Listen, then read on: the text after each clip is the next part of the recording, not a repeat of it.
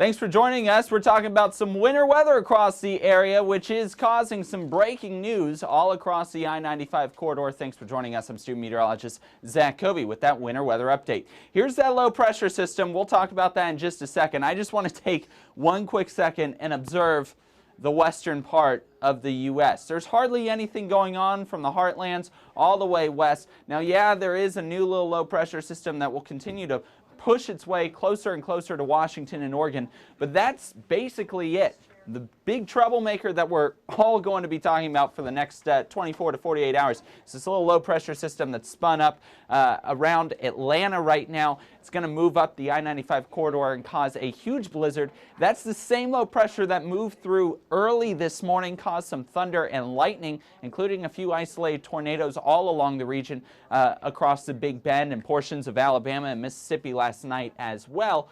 So we're going to zoom in down there first and talk about the south before we talk about this blizzard.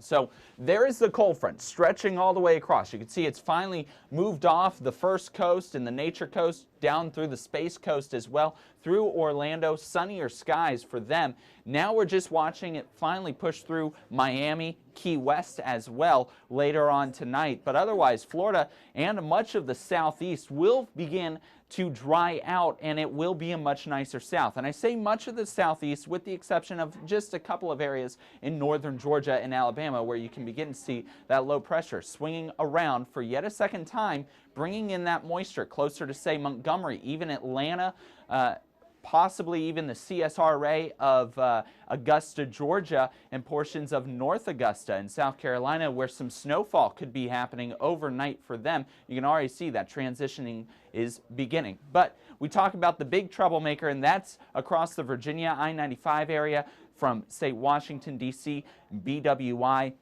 even stretching up to portions of Philly and Dover Air Force Base. Plenty of blizzard warnings in effect in that orange color for all of this blowing snow and this hefty snow. Winter storm warnings in this pink, and that's going to continue for about the next 48 hours for many counties across Virginia. This purple is indicating a winter weather advisory. That's going to mean just a little bit of snowfall, maybe mixed in with some of that icing and that sleet before it changes back over to rain. And then I do want to point out some coastal flood advisories along portions of the Virginia Tidewater region, including Virginia Beach, the city of Newport News, Hampton, Currituck County, Duck, York. All of those areas going to be dealing with coastal flooding as that onshore flow will begin to sweep in once that low pressure system moves off, including the Outer Banks. We time it out for you on our futurecast. Plenty of rain as it's finally changed over for the south portion of Virginia. Much of the snow still happening for the I-95 corridor. We're going to zoom in on the mountains, though. This is where some of the higher totals could be, especially once you get into the mountains.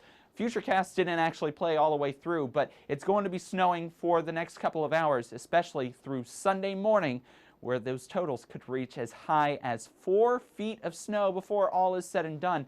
Totals across the Tidewater, say Virginia Beach, Naval Air Station, Oceana, even down near Elizabeth City and Duck, Outer Banks, not that much. Once you get onto the south side portions of Norfolk, Chesapeake, Suffolk, Wakefield, about 1 inch will be your max out. And then we get talking about Newport News, Hampton 1 to 2, York 1 to 2, Williamsburg 2 to 4. Once you move up the neck of the Middle Peninsula, then we're getting into that 2 to 4 as well. Closer and closer you get to Richmond, you're talking about a foot. Closer and closer you get to Washington, D.C., we're talking 2 to possibly 2.5 feet by the time all is said and done. We're taking out the colleges for Virginia, Radford, VT, UVA, all getting hit pretty hard. We're looking at 18 to 24, even 24 to 30 inches of snow before all is said and done. Those travel delays already happening up in Atlanta, 115 minutes, 23 in Dallas. We'll be watching the I-95 corridor from DCA, even Dulles, New York City, and Philly. Those delays will pile up as well. Tonight, though, across our area, we will begin to dry out,